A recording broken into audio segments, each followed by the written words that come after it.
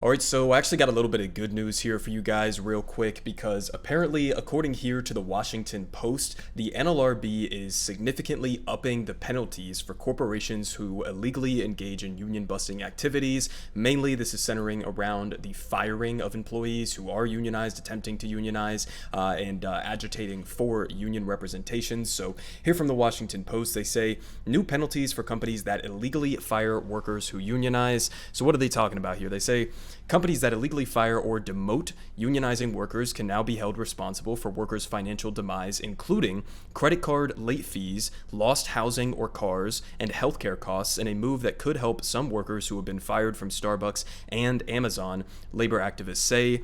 They say it's a big win for labor unions. The National Labor Relations Board has ruled on Tuesday to expand the fees and penalties the agency can collect from employers that illegally terminate workers for labor activism, both union and non-union, in a move long sought after by the labor movement. And they got a quote here from the NLRB chair, Lauren McFerrin, who says employees are not made whole until they are fully compensated for financial harms that they suffered as a result of the unlawful conduct. So this is something that I've been talking about for a long time on this channel. Obviously, I think we should go much further than just slightly upticking the penalties for these companies. I mean, this is definitely a significant move in the right direction. But I mean, we need to, at the end of the day, pass the PRO Act. We need to dramatically expand labor rights. We need to dramatically expand the penalties for all of these corporations. And part of the reason why they're doing this right now is because we have seen all of these different companies where workers are attempting to unionize at Starbucks, at Amazon, at a ton of different other ones as well, that because the financial penalties are so low, and really, I mean, before this ruling and before these standards that they're putting up here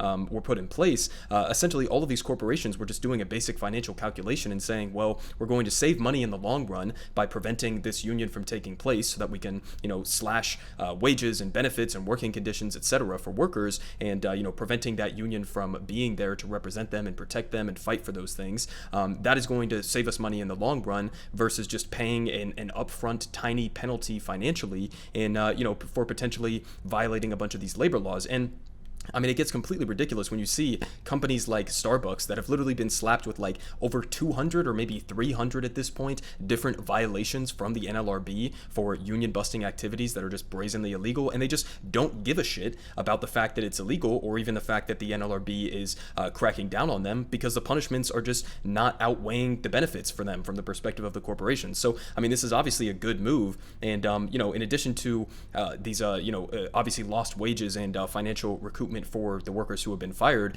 which is basically what it was before. Now you're adding things like credit card late fees and housing and car costs and healthcare costs and all of those other things. I mean, it makes sense. I mean, it seems like that should be something that we should have done a long time ago, because of course, when a worker is wrongfully fired for trying to form a union or join a union or advocate for a union, the damages to their life go well beyond just like, oh, I lost out on a couple weeks of wages or a months of wages or something like that. Your life can be completely upended. You could have your life completely fucked. You could become homeless. You could lose your car. You could, have all of these different extraneous negative consequences that come as a result of that. And previously, before the NLRB took this step, they just weren't compensated for that at all, even if it was deemed illegal. So they continue here with a little bit more information saying, for decades, employers that fired workers for their involvement in labor organizing, a legally protected activity, have only had to pay for the employee's reinstatement and lost wages, but labor advocates say that has amounted to little more than a slap on the wrist, especially for major employers with deep pockets such as Amazon and Starbucks. And they got a quote saying, fear of retaliation and dismissal is the primary obstacle stopping workers from getting involved in union organizing campaigns, said John Logan, a professor of labor studies at San Francisco State University. Increasing the currently meaningless penalties for terminating workers is the most obvious thing to fix that, and he's 100% right. They continue, under the new ruling, the labor board can also hold companies as well as unions liable for damages such as wronged workers' healthcare and childcare costs, immigration paperwork and visas, lost investment income, and legal fees for defending against unpaid bills. So they're really including pretty much everything under this scope, which is absolutely fucking fantastic. They say the agency can also collect these penalty payments when employers illegally demote employees, so not just fire them, or cut their wages or otherwise retaliate. So I mean, this is really across the board going to be applying to a lot of different circumstances that many workers who are trying to unionize are facing across this country. But They say some law firms, okay, this is absolutely fucking hilarious. They say some law firms that represent management, okay, the corporate side of this, have been critical of this judge's approach who decided to put this, or this general counsel's approach who decided to put this in place. And they described her proposals, including increased penalties on employers, as hawkish and anti-employer. Okay, so it's anti-employer. Okay, it's hawkish for the National Labor Relations Board, whose entire purpose is to protect workers. It's anti-employer for them to slap you with penalties for engaging in rampantly illegal behavior. I mean, you guys should be lucky. You should feel lucky that you're not ending up behind bars for this shit. I mean, again, as they point out up there, this is shit that could ruin people's lives. I mean, you could lose your house, your car, have your entire life dismantled and destroyed, okay? We're not talking about just like some fringe consequences here. This is like life-altering stuff, and you guys are just playing around with this, and not only just playing around with this and not taking it seriously, but you're firing all of these different workers, thousands and thousands of workers over the years who have been fired for trying to form unions and destroying their lives. And that's somehow not anti-worker, but the NLRB actually pushing financial consequences on you, not even criminal consequences, but just some increased financial penalties on you and holding you responsible for those illegal actions. That's somehow extremely anti-employer. I mean, it's just a fucking joke at this point, right? You obviously owe those employees whose lives you just disrupted and upended and potentially imploded. You owe them at least the cost of what those actions, those illegal actions you just took against them, cost them. I mean, that's like so basic, it's ridiculous. But of course they're going to come out and push back against this because they absolutely despise their workers, even though they are the ones who are doing the labor that actually provides these companies with the billions of dollars in profits that they make. But they continue saying that this year has seen a surge of first-time union victories at companies such as Amazon, Trader Joe's, Chipotle, and Apple that have long evaded unionization, as well as a 53% uptick in filings for union elections nationwide. 53% uptick across the country. That you love to see it. I mean, that's absolutely fucking amazing.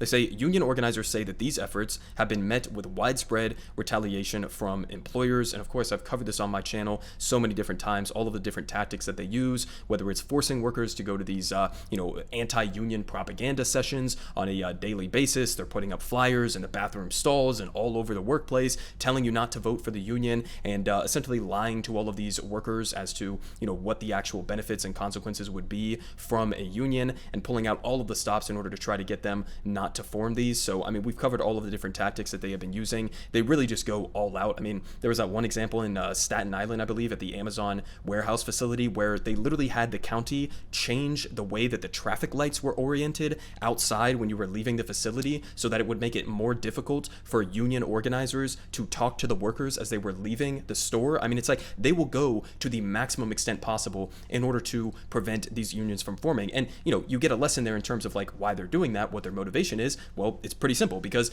if those workers actually get that union representation, they will be much better off. I mean, that's not just my opinion. It's not just like conceptually the truth. You can look at the data across the country, all of these different various disproportionately conservative states that have anti-worker laws, or laws that basically are like right to work laws. And if you're living in a right to work state where you don't have to pay union dues, if you are part of a unionized workplace, undercutting the power of that union, all of these different laws culminate in the undeniable reality that if you live in a state that has these right to work laws, on average, your workers at the bottom rung of the ladder are going to be making less wages. They're going to have worse benefits. They are going to have worse working conditions. It's just a fact at this point. And I mean, again, you see, all of these different companies that are going to the maximum extent possible to try to prevent these unions from forming. The reason is because unions are successful. I mean, it's really not that complicated, right? Obviously, there's some issues with them. They're not perfect. Sometimes you don't like your union representatives. Sometimes, you vote against whatever they're trying to decide on your behalf. But, that's the point of a union, is that it is somewhat of a democratic system, right? A corporation under a capitalist model with no union representation,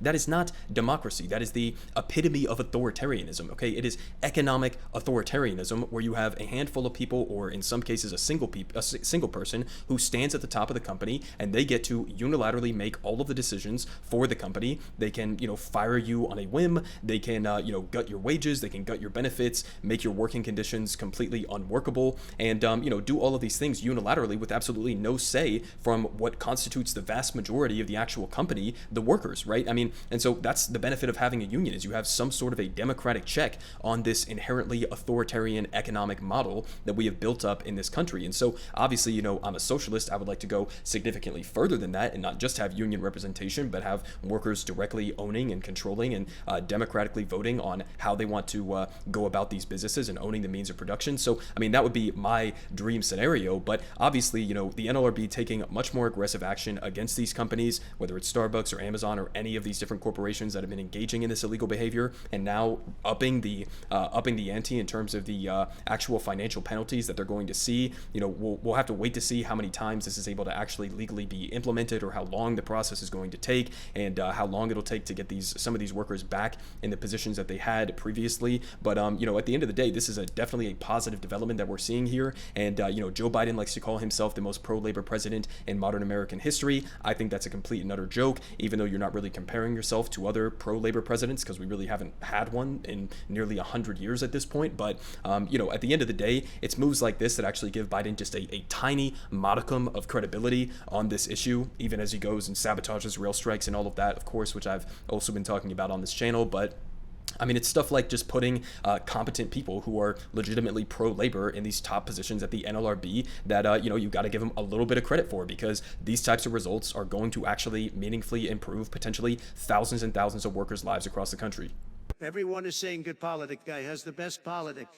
Believe me, no one does it like him.